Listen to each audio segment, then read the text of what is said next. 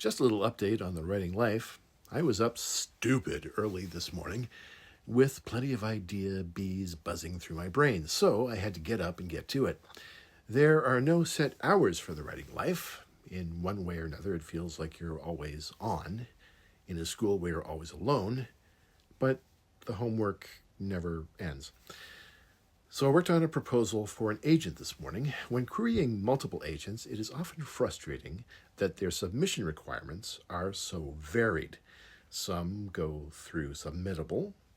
Others want authors to query through email. Most hate attachments. Some don't.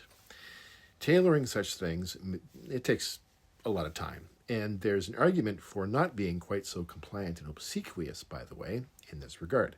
However, I'm not making that argument today, because I'm not looking for a fight. I will say that some literary agents ask for a synopsis. I hate synopses, because you can take any complex story and boil it down, but it's difficult to hold on to the nuance. In other words, making a long story short is a quick way to make it sound dumb. That said, the agent I queried this morning required a one-page synopsis, and to be honest, that was a good exercise for me. I had a longer synopsis, but keeping it to one-page double-space, that forced me to be more concise with the broad strokes of the plot.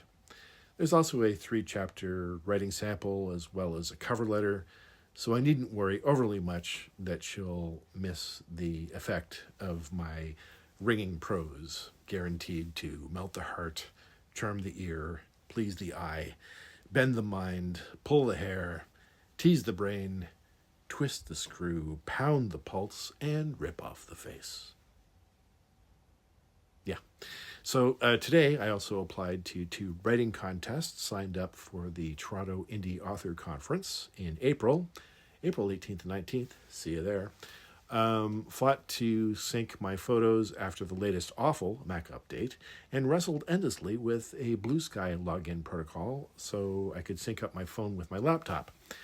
Then I attended a seminar on audiobook production, and I think I know an editor to hire on the back end of my audiobook projects now.